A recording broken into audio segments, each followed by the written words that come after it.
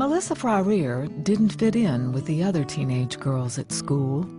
I was not having the crushes on the young men. I realized I was having crushes on the girls instead. Melissa says a traumatic event in her life left her confused about her sexuality. I had been sexually violated as a child by a man outside of my family, and that affected my gender identity in that I thought it was bad to be a woman, that it was second best, that it was a liability to be a woman because it meant that I could be hurt. At 16 years old, she had her first lesbian relationship. And by the time she was in college, Melissa had embraced a lesbian lifestyle. For 10 years, Melissa went from one failed relationship to the next. Her life was disintegrating.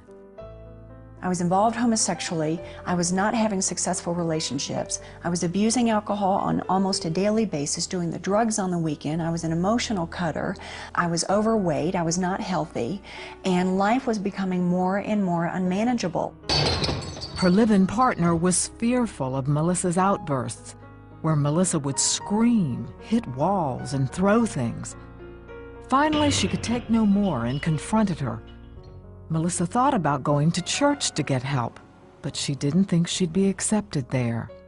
I presumed to know what I thought Christians thought of gays and lesbians, and from a few snapshots through television or stories from some of my friends about their Christian families, I just presumed that all Christians hated gays and lesbians. Melissa's presumptions were tested on a daily basis.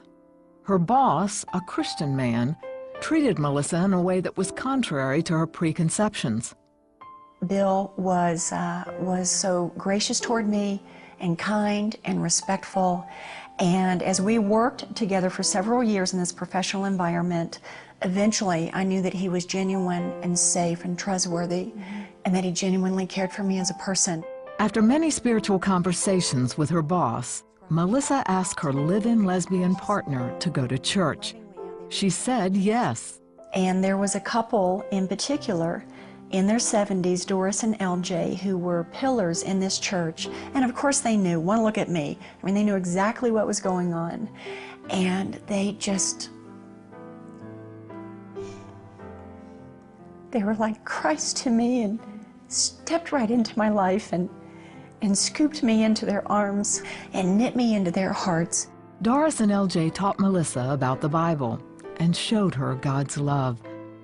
One day, Melissa responded.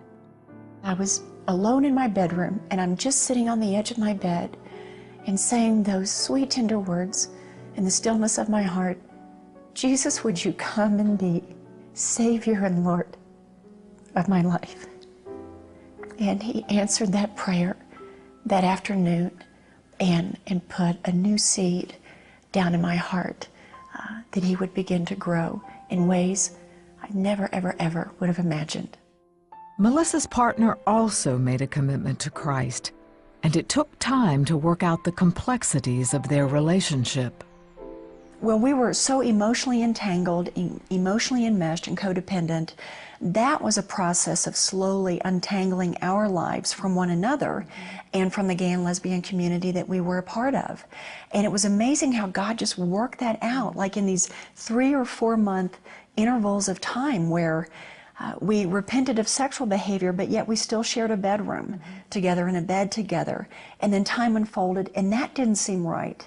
And then eventually realized we can't live together. That's not right. We need to move apart.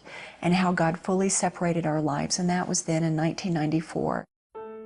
Melissa sought counseling through Exodus International, a ministry that promotes freedom from homosexuality through the power of Jesus Christ.